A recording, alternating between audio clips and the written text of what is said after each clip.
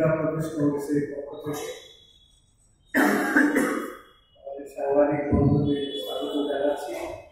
আজকের এই সাংবাদিক সম্মেলনে আপনাদেরকে ধন্যবাদ জানাচ্ছি। রাজ্যের বিধানসভার অধিবেশন চলছে, বাজেট অধিবেশন। এবছরের বাজেটের উপরে আমরা একটু কথাবার্তা করব। রাজ্যের মানুষ আশা করেছিল এই বাজেটে রাজ্যের যে প্রধান সমস্যা, এই সমস্যাগুলো নিয়ে বিজেপি আইপিএফটি সরকার দিশা দেখালেন। এই মুহূর্তে রাজ্যের সবচেয়ে বড় সমস্যা বেকারিত্ব। সমীক্ষায় দেখা গেছে উত্তর পূর্বাঞ্চলে বেকারিত্বে ত্রিপুরা প্রথম স্থানে রয়েছে, অষ্টম স্থান। অথচ বাজেটে ত্রিপুরার বেকারদের কর্মসংস্থান এবং চাকরি বিষয়ে কোন স্পষ্ট বক্তব্য নেই, অর্থ সংস্থান নেই। এরপরে এই রাজ্যে যে সবচেয়ে বড় সমস্যা কৃষি ক্ষেত্র এবং কৃষকদের উন্নয়ন, জমিদারদের অবস্থার উন্নয়ন, মহিলাদের সুরক্ষা, রাজ্যের আইন শৃঙ্খলা,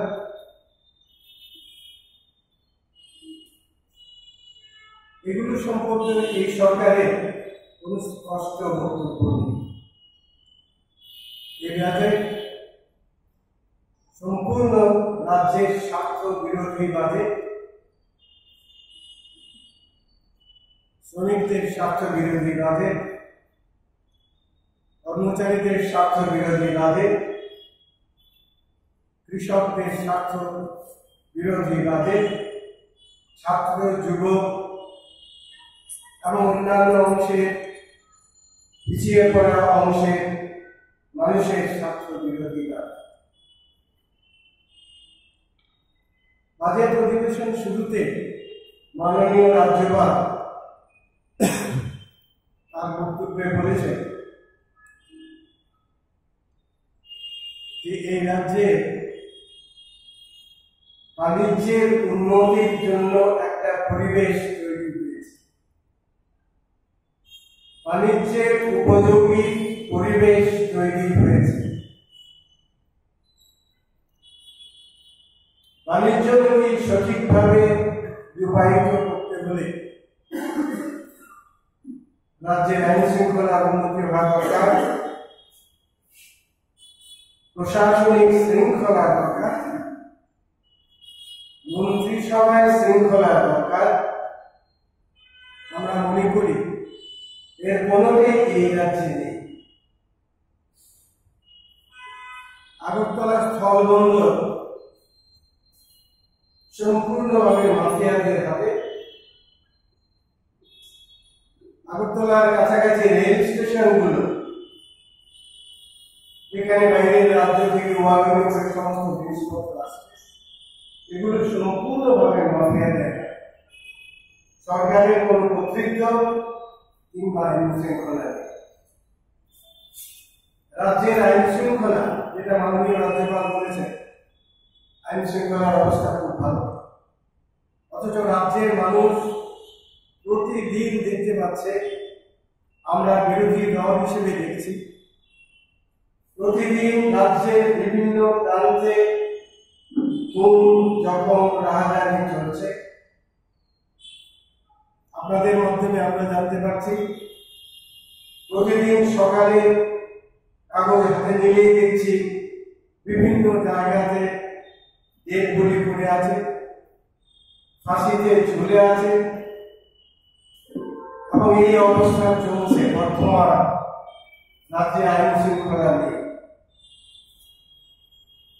আরো কিছু বড় বড় সমস্যা বাজেটে উল্লেখিত হয়নি। আমরা যদ্দূর বাজেট দেখেছি পত্রপত্রিকার মাধ্যমে, এখনো বাজেট সেশন শেষ হয়নি। 22,724 কোটি টাকার বাজেট, নিষ্কর বাজেট। নিষ্কর কথাটি শুনতে খুব ভালো লাগে।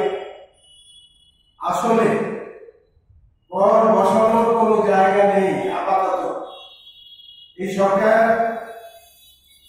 জনকল্যাণমূলক সরকার নয়, কর বসানোর সরকার। গত 3 বছরে প্রায় সমস্ত ক্ষেত্রে, স্বাস্থ্য পরিষেবা থেকে শুরু করে সমস্ত ক্ষেত্রে তারা এই রাজ্যের গরিব মানুষের উপর, শ্রমিক কৃষক কর্মচারীদের উপর তারা বিভিন্নভাবে কর বসিয়েছে। ত্রিপুরা ভবনের ভাড়া থেকে শুরু করে সমস্ত ক্ষেত্রে এরা কর বসিয়েছে। এখন কর বসানোর জায়গা খুব একটা নেই।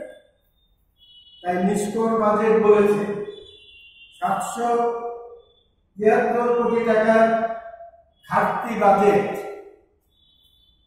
2 ইঞ্জিনের সরকারের ঘাটতি বাজেট। মুখ্যমন্ত্রী কথায় কথায় বলেন, আমাদের কেন্দ্রীয় মন্ত্রী এখানে বলেন 2 ইঞ্জিনের সরকার চলছে। 2 ইঞ্জিনে যে রেলগাড়ি চলে তার গতি খুব ভালো থাকে, কিন্তু 2 ইঞ্জিন যদি রেলগাড়ির বগিকে 2 দিকে টানে, একটা সামনের দিকে আর একটা পেছন দিকে, তাহলে কিন্তু সেই রেলগাড়ির অবস্থা খুবই খারাপ। আজকে ত্রিপুরা রাজ্যের অবস্থা 2 ইঞ্জিন অবশ্যই,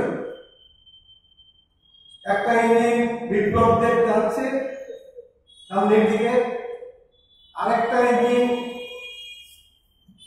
বিধানসভার কিছু সদস্য মিলে পেছনের দিকে টানছে। এতে ক্ষতিগ্রস্ত হচ্ছে রাজ্যের 40 লক্ষ মানুষ। রাজ্যের উপজাতিরা বঞ্চিত। এই 2 ইঞ্জিনের সরকার মূলত কোন প্রশাসনিক অগ্রগতি আমাদের দেখাতে পারেনি। আমরা একটা প্রতিবাদ করছি, অথচ তারা সমস্ত বক্তব্যে 2 ইঞ্জিনের সরকারের কথা বলছে। মুখ্যমন্ত্রী কথায় কথায় বলেন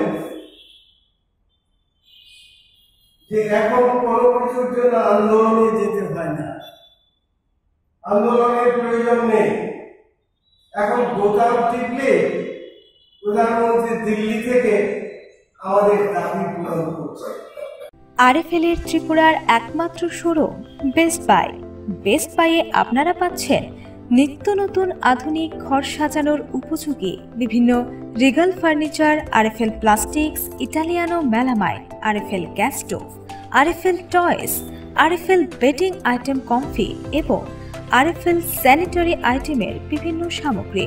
আমাদের ঠিকানা রোনালসে road, near Joynagar bus stand, Agartala, Tripura. আমাদের ফোন নম্বর 9774185672। আমরা পত্রপত্রিকায় আপনাদের মাধ্যমে যতটুকু জানতে পেরেছি, সম্পূর্ণ বাজেট নিয়ে আপনারা আলোচনা করেছেন, সেটার উপর ভিত্তি করি আমরা আপনাদের উপর সম্পূর্ণ ভরসা আছে। আপনারা যে তথ্য বাইরে প্রচার করেছেন এটা বহু বাজেটের অনুরোধ আমরা অনলাইনে পেয়েছি, সেটা আপনাদেরই দেওয়া অনলাইনে বাজেট, তার উপরে ভিত্তি করি আমরা বাজেটের প্রতিবাদ জানিয়েছিল। বাজেটের প্রতিবাদ জানিয়েছিল, এই দিনগুলো ধরিয়ে দিয়েছে সংবাদ মাধ্যমে, আপনাদের মাধ্যমে ধরিয়ে দেওয়ার চেষ্টা করছে। 2 ইঞ্জিনের সরকার চলছে বলছিলাম, একটা সামনের দিকে টানছে আর একটা পেছন দিকে। আউটসোর্সিং একটা ইস্যু বাজেটে। এবারে এই আউটসোর্সিং নিয়ে আপনারা দেখেছেন যে শাসক দল বিভাগে বিরোধ, সরকার পক্ষে কেউ কেউ আউটসোর্সিং এর পক্ষে বলছে, মুখ্যমন্ত্রী নিজে বলেছেন যে কোনো স্থায়ী পদে আমরা আউটসোর্সিং করবো না। আবার এই মন্ত্রিসভার কিছু কিছু বিধায়ক বলছেন আউটসোর্সিং বন্ধ করা। কেন্দ্রীয় স্তরে বিমা কোম্পানির যে শেয়ার 49 থেকে সেটাকে 74% নিয়ে যাওয়া এফডিআই। এতে সারা রাজ্যের মানুষ এবং ত্রিপুরার মানুষের সর্বনাশ। এখন কংগ্রেস কি করতে চায়? কংগ্রেস এটার প্রতিবাদ করছে এবং আপনাদের মাধ্যমে সেই প্রতিবাদ জনসাধারণের কাছে এবং রাজ্যের কাছে পৌঁছে। বিরোধী দল হিসেবে যেটা আমাদের দায়িত্ব, এক্ষুনি ইলেকশন চলছে, এডিসি ইলেকশন চলছে, তারপরে পৌর নিগমের ইলেকশন পিরিয়ডে আমাদের চিন্তায় আছে আমরা যখনই সময় এবং সুযোগ পাবো বাজেটের বিরুদ্ধে আমাদের প্রতিবাদ। বাজেটটা শেষ বাজেট একটা গুরুত্বপূর্ণ, এই 1 বছরের ত্রিপুরার ভাগ্য নির্ভর করছে বাজেটের উপর। এখানের সরকার যেটা বলছে, কেন্দ্রীয় সরকার আরেক কথা বলছে, এটা একটা স্ববিরোধিতা। এই সরকারের কিছু বিধানসভা সদস্য এক কথা বলছেন আউটসোর্সিং নিয়ে, আবার বিপ্লববাবুর কিছু অনুগামী তারা আরেক কথা বলছে। কেন্দ্রীয় পেট্রোলিয়াম মন্ত্রী ধর্মেন্দ্র প্রধান তিনি প্রেস কনফারেন্স করে বলেছেন এই কিছুদিন আগে যে গত 7 বছরে এলপিজির দাম দ্বিগুণ হয়েছে। গত 7 বছরে এলপিজির দাম দ্বিগুণ হয়েছে। এই বক্তব্য কেন্দ্রীয় পেট্রোলিয়াম মন্ত্রী ধর্মেন্দ্র প্রধানের। আর পেট্রোল ডিজেল থেকে সরকারের আয় 459% বৃদ্ধি, এবং এই সমস্ত চাপ ভারতবর্ষের গরিব মানুষের উপর, শ্রমিকদের উপর, অটোমোবাইল শিল্পের সঙ্গে যারা জড়িত তাদের সঙ্গে। পরিবহন খরচ বাড়ছে, ইনডাইরেক্টলি সেই পরিবহন খরচ আমাদের উপর, আপনাদের উপর, সাধারণ মানুষের। আর এই বিধানসভায় বাজেট অধিবেশন বলছেন, মুখ্যমন্ত্রী বলছেন, উপমুখ্যমন্ত্রী বলছেন এটা আত্মনির্ভরতার বাজেট, এটা সমৃদ্ধির বাজেট। আত্মনির্ভরতা কথাটার অর্থ কি? সমৃদ্ধির অর্থ কি? বাজারের প্রত্যেকটা জিনিসের দাম দ্বিগুণ। আমার আলোচনা করতে লজ্জা হচ্ছে, 17টা মেডিকেল সেন্টারে জেনেরিক ওষুধ দেওয়া হবে কম দামে। আপনারা যারা ওষুধের দোকানে দাম দেখেছেন, ওষুধের দাম, প্রয়োজনীয় ওষুধের দাম প্রায় দ্বিগুণ, বয়স্কদের ক্ষেত্রে আরো বেশি। ওষুধের দাম দ্বিগুণ। 17টা জেনেরিক সেন্টার ত্রিপুরাতে আছে। কোথায় আছে? এটা স্বাস্থ্যমন্ত্রীর এবং মুখ্যমন্ত্রীর প্রকাশ করা হয়েছে। আমি জিবি হাসপাতালের জেনেরিক সেন্টারে কয়েকদিন যাওয়ার আমার অভিজ্ঞতা আছে, গিয়ে আমি একটা প্রেসক্রিপশন ওষুধ পাই। যে ওষুধ সাধারণ রোগীদের প্রয়োজন দরকার, দাম কম, জেনেরিক মেডিসিন, জেনেরিক সেন্টারে সেই ওষুধ নেই। সরকার তার বাজেট বক্তৃতাকে প্রলোভিত করবার জন্য 17টা সেন্টারের নাম দিয়েছেন। ট্যাক্স নাম নেননি, ট্যাক্স ল্যান্ড এবং অন্যান্য সংস্থার মাধ্যমে নাকি জেনেরিক মেডিসিন এই রাজ্যের গরিব মানুষের সাথে দেওয়া সম্পূর্ণ অসত্য ভাষণ। এই মাধ্যমে এ রাজ্যের আরেকটা বড় সমস্যা রিয়াল শরণার্থীদের সমস্যা। রিয়াল শরণার্থীদের সম্পর্কে বাজেট আজকে 25-30 বছর যাবৎ 35,000 রিয়াল শরণার্থী উদ্বাস্তু কেন্দ্রে দিন কাটে অসহায় অবস্থায় চলছে। এই সরকার আসার 22 মাসের মধ্যে এই রাজ্যে 1782 জন মহিলা নিখোঁজ হয়েছে। আর মাননীয় রাজ্যপাল বলছেন আইন শৃঙ্খলা উন্নত, আইন শৃঙ্খলা সমৃদ্ধ ত্রিপুরা। যদি তাই হবে, বিশাল ডকুমেন্টে প্রতিশ্রুতি দিয়েছিল মোদীজির সরকার এবং এখানে বিজেপি আইডিএফটি সরকার। বিশাল ডকুমেন্টের ধারে কাছে বিজেপি আইডিএফটি সরকার নেই। আজকের এই বাজেটে যে বাজেট চলছে, আজকেও বাজেট চলছে, আমাদের পাশের রাজ্য আসামে একদিনে 29,000 চাকরির ব্যবস্থা হয়েছে। একদিন। এ রাজ্যের প্রধান সমস্যা হল বেকারিত্ব। যে বাজেটের সবচেয়ে বেশি দৃষ্টি দেওয়া দরকার ছিল লার্জ স্কেলে কিভাবে এই রাজ্যে বেকারদের চাকরি দেওয়া যায়। আপনারা জানেন কংগ্রেসের নেতৃত্বে যে জোট সরকার এখানে প্রতিষ্ঠিত ছিল, সেই সরকার তাদের সাধ্যমতো বলবো না, সাধ্যের বাইরে গিয়ে এ রাজ্যের যে প্রধান সমস্যা বেকারিত্ব তার সমাধানের চেষ্টা করে।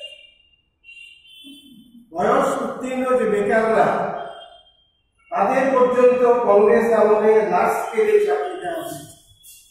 রাজ্যের মানুষ আশা করেছিল, যারা এই রাজ্যে বিজেপি একটি সরকার প্রতিষ্ঠা করেছে তারা আশা করেছিল, রাজ্যের বেকার ছেলেমেয়েরা আশা করেছিল, গরিব শ্রমিকরা আশা করেছিল যে বিজেপি একটি সরকার প্রতিষ্ঠিত হওয়ার পর তাদের যে অবস্থা, তাদের যে সমাধান সেই রাজ্যে বামফ্রন্টের আমলে হয়েছে তার সমাধান হবে, শ্রমিকদের সমস্যার সমাধান হবে, চাষ শ্রমিকদের সমস্যার সমাধান হবে, এ রাজ্যের জুনিয়রদের অবস্থার সমাধান হবে এবং কৃষকদের অবস্থা।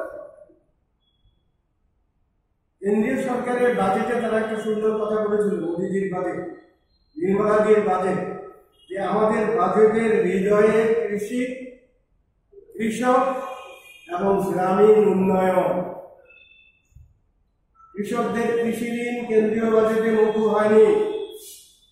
এই রাজ্যে বিপ্লব বাবু যে সরকার চলছে, বিজেপি আইপিএফটির সরকার চলছে, অসংখ্য কথাবার্তা তারা বাজেটে বলেছে, কিন্তু কৃষকদের কৃষি ঋণ মকুব সম্পর্কে একটি কথা। ভারতবর্ষের যতগুলো রাজ্যে কংগ্রেস সরকার প্রতিষ্ঠিত এখনো আছে, প্রত্যেক রাজ্যে কৃষকদের কৃষি ঋণ মকুব করা হয়েছে। কিন্তু ত্রিপুরার মতো রাজ্যে, একটা গরিব রাজ্যে, রিফিউজি অধ্যুষিত রাজ্যে কৃষকদের কৃষি ঋণ মকুব করা হয়। আমরা তার প্রতিবাদ এই ঘাটতি কর সংগ্রহের যে ব্যবস্থা 773 কোটি টাকা বাজেটে বলা হয়েছে, এই ঘাটতি ব্যবস্থাকে সামাল দেওয়া হবে সুষ্ঠুভাবে কর সংগ্রহের মাধ্যমে আর ব্যয় সংকোচন করে। সরকার তাদের ব্যয় সংকোচন করবে, অথচ আমরা দেখছি সমস্ত ক্ষেত্রে সরকার অতিরিক্ত ব্যয় করছে। অপ্রয়োজনে হেলিকপ্টার সার্ভিস ব্যবহার করা হচ্ছে, যার খরচ বহন করতে হচ্ছে এই রাজ্যে সাধারণ গরিব মানুষকে। তাদের ট্যাক্সের টাকা থেকে মুখ্যমন্ত্রীর অপ্রয়োজনে হেলিকপ্টার ব্যবহারের খরচ, অথচ বাজেটে বলছে যে আমরা ব্যয় সংকোচন। সোনামুড়াতে নদী বন্দর তৈরি হয়েছে, সেই নদী বন্দরের ভবিষ্যৎ আপনারা জানেন, আমরাও জানি। নদীতে জল নেই, কিন্তু বন্দর একটা তৈরি হয়েছে এবং সেটা তৈরি করতে খুব সম্ভবত প্রায় 1 কোটি অর্থ ব্যয়। এই টাকা এই রাজ্যের গরিব মানুষের ট্যাক্সের, অথচ তারা বাজেটে বক্তব্য রাখছেন যে আমরা ব্যয় সংকোচন। এই সরকার ব্যয় সংকোচনের পথে হাঁটছে, আমরা তার প্রতিবাদ করছি। 5টা বিশেষ ক্ষেত্রে তারা বাজেটের অর্থ বরাদ্দকে ভাগ করে দেখিয়েছেন: কৃষি, পর্যটন, শিক্ষা, স্বাস্থ্য এবং আইটি। 5টি ক্ষেত্রকে গুরুত্ব দেওয়া হয়েছে। পর্যটন, সারা বিশ্বে করোনা মহামারীতে সবচেয়ে বেশি ক্ষতিগ্রস্ত পর্যটন। ত্রিপুরাতে তারা পর্যটনের বিকাশ করবেন। এই রাজ্যের প্রকৃতপক্ষে পর্যটনের কোনো পরিকাঠামো নেই। 46% টাকা দিয়ে ত্রিপুরা। আমার কংগ্রেস জোট সরকারের একটা ঘটনা মনে আছে। এই বিশ্ববিদ্যালয় করবার জন্য তখন অর্থমন্ত্রী প্রয়াত প্রণব মুখার্জি মশাই অর্থমন্ত্রী, তিনি, আমরা মুখ্যমন্ত্রী নিয়ে দিল্লিতে গেলাম যে বাজেটের টাকা নেই, বিশ্ববিদ্যালয়ের বিল্ডিং তৈরি করবার জন্য আপনি আলাদা বরাদ্দ করুন। উনি সঙ্গে সঙ্গে সেইখানে বসে 2 কোটি টাকা মঞ্জুর করলেন। ওই 2 কোটি টাকা দিয়ে বর্তমান যে ত্রিপুরা কেন্দ্রীয় বিশ্ববিদ্যালয়, ওই বিশ্ববিদ্যালয়ের সায়েন্স বিল্ডিং তৈরি হয়েছে। 89-90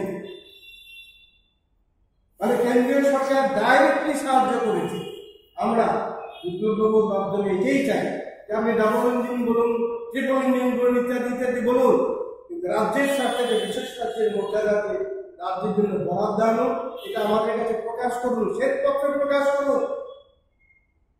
এগুলো শ্বেতপত্র প্রকাশিত হওয়া দরকার। বাজেটের ডিটেলস বলেছে বামফ্রন্টের আমলে 10 বছরের কত চাকরি, আর ওনারা 3 বছরের কত চাকরি দিয়েছে এটাও বলেছেন, কিন্তু কোথায় এই 16,000 চাকরি দিলেন এটা জানার অধিকার রাজ্যের দপ্তর আছে। বিরোধী দল অনুগ্রহ করে শ্বেতপত্র প্রকাশের মাধ্যমে আপনারা বলুন কোন কোন জায়গাতে আপনারা চাকরি দিয়েছেন। এই সমস্ত রাজ্যের মানুষকে বিভ্রান্ত করা হচ্ছে, গরিব শ্রমিক কৃষককে বিভ্রান্ত। 3 বছরে নাকি কর্মসংস্থান হয়েছে এখন মুখ্যমন্ত্রীর বক্তব্য। 3 বছরে 1 লক্ষ কর্মসংস্থান হয়েছে।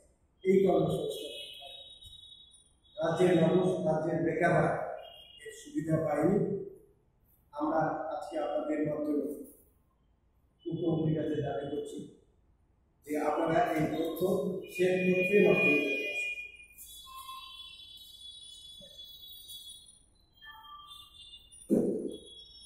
উপজাতি এলাকার সমাজপতিদের 2000 টাকা ভাতা দিচ্ছে। সামনে ডিসি নির্বাচন, এটা রাজ্যের স্বাস্থ্য বাজেটের অনেক কথাবার্তা আছে। সামনে ইলেকশন আছে, নির্বাচনের সাথে ভোট টানার জন্য সরকার জানে যে জনসমর্থন তাদের পেছনে ছিল, আজকে কিন্তু সমর্থন তাদের পেছনে নেই। কাজেই তারা জনগণকে বিভ্রান্ত করার জন্য এই সমস্ত সচেতন। অথচ ভাতা 2000 হয়নি, শ্রমিকদের মজুরি 340 টাকা এখনো হয়নি। কিষাণ ডকুমেন্টের যে 95টি প্রতিশ্রুতি তাদের ছিল তার তালিকাতেও তারা নেই। তারা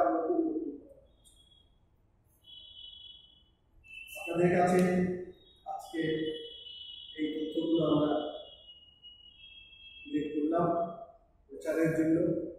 আর এই সরকার রাজ্যকে ভুল দিশায় নিয়ে যাচ্ছে, আত্মনির্ভর বলে কিংবা সমৃদ্ধি কিনা বলে মানুষকে বিভ্রান্ত করছে। আমরা আজকে এই সংবাদ সাংবাদিক সম্মেলনের মধ্যে দিয়ে আমরা তার প্রতিবাদ জানাচ্ছি। আগামী দিনে প্রয়োজনীয়ভাবে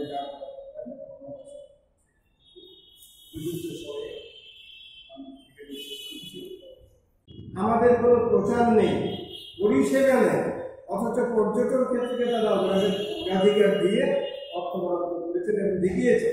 এগুলো এই সমস্ত যে অর্থ বরাদ্দ 7 কোটিকে 15 কোটি করা হয়েছে, আইটিতে 28 কোটিকে 56 কোটি করা হয়েছে, কৃষিতে 887 কোটিকে 1250 কোটি করা হয়েছে, স্বাস্থ্যক্ষেত্রে 1057কে 1443 কোটি করা হয়েছে, শিক্ষা 3810 কোটিকে 4152 কোটি। স্বাস্থ্যক্ষেত্রে পরিষেবা দিতে গেলে চাই উপযুক্ত সংখ্যক ডাক্তার, নার্স এবং অন্যান্য স্বাস্থ্যকর্মী। ত্রিপুরাতে স্বাস্থ্যক্ষেত্রে যে পরিমাণ ডাক্তার, নার্স এবং অন্যান্য স্বাস্থ্যকর্মী দরকার তার 50% লোক নেই। ডাক্তারের অভাব 50%, সেবিকাদের অভাব 50% এবং অন্যান্য যে স্বাস্থ্যকর্মী তাদের সংখ্যা 50%।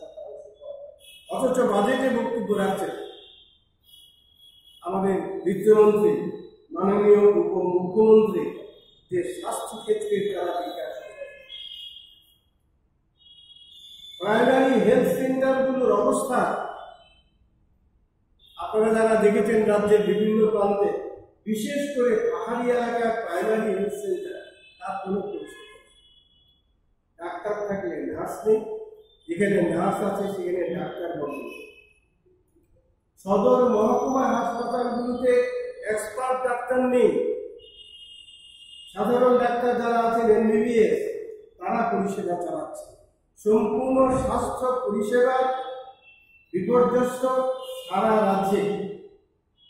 আগরতলা শহরে যে হাসপাতালগুলো আছে তাদের অবস্থা প্রায় এই সপ্তাহে ভালো থাকলে আগামী সপ্তাহে ভালো থাকে না, এই অবস্থা চলছে সমস্ত মেশিনারি।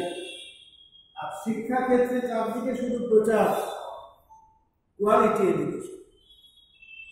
শিক্ষা ক্ষেত্রে কোয়ালিটি এডুকেশন 7টি বাংলা মাধ্যমকে ইংরেজি মাধ্যমে পরিণত করা হয়েছে, 22টা ত্রিপুরা বোর্ডের অধীনে স্কুলকে কেন্দ্রীয় বোর্ডের অধীনে নেওয়া হয়েছে।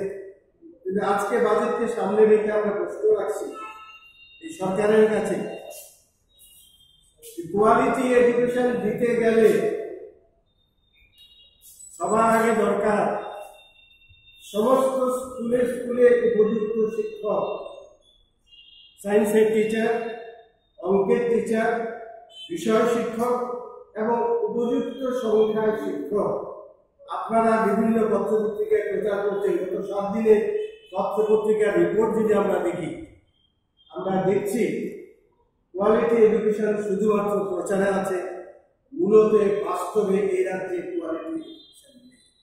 এগুলো শুধু প্রচারের জন্য আর দিল্লিতে রিপোর্ট পাঠানোর জন্য। বিজ্ঞান শিক্ষক নেই, অঙ্কের শিক্ষক নেই, ইংরেজির শিক্ষক নেই। আরেকটা বড় কথা, এই রাজ্যের এডুকেশন ডিপার্টমেন্টে এই তথ্য নেই যে রাজ্যে 4000-এর বেশি স্কুল আছে, এই স্কুলে কতজন শিক্ষক ইংরেজি মিডিয়ামে তারা শিক্ষা দিতে পারে, এই তথ্য শিক্ষা দপ্তর। আপনাদেরও যদি সুযোগে আপনার প্রশ্ন করবেন শিক্ষামন্ত্রীর কাছে, শিক্ষা দপ্তরের কাছে, যে আপনারা যে সমস্ত ইংলিশ মিডিয়াম করছেন, ইংলিশ মিডিয়াম স্কুলগুলিতে কারা পড়াবে? সেখানে পড়াতে গেলে শিক্ষকদের একটা বিশেষ দিকে ইংলিশ স্পোকেন ইংলিশে তাদেরকে পারদর্শী। যদি সত্যি সত্যি আমরা ইংলিশ মিডিয়াম স্কুলগুলিতে কোয়ালিটি এডুকেশন রূপে রূপান্তরিত করতে চাই, ত্রিপুরা রাজ্যে জঙ্গলে এরকম অনেক স্কুল আছে যেখানে ইংরেজি ভাষায় এক্সপার্ট টিচাররা রয়েছে, দপ্তর জানেই না ওই শিক্ষকদের পরিষেবা নেবার মতো পরিষেবা শিক্ষা দপ্তর নেই। তারা জঙ্গলের সাধারণ স্কুলে কাজ করছে, যে স্কুলে শিক্ষক নেই কিংবা ছাত্র। এই হলো এই রাজ্যের কোয়ালিটি। নমস্কার, আমি স্নেহা। আশা করি আপনাদের এই প্রতিবেদনটি ভালো লেগেছে। লেটেস্ট খবরের জন্য এইভাবেই চোখ রাখুন দ্য সোশ্যাল বাংলার পর্দায়। আপনাদের যদি ভিডিওটি ভালো লেগে থাকে তাহলে অবশ্যই লাইক, সাবস্ক্রাইব, শেয়ার এবং ফলো করতে ভুলবেন না যেন।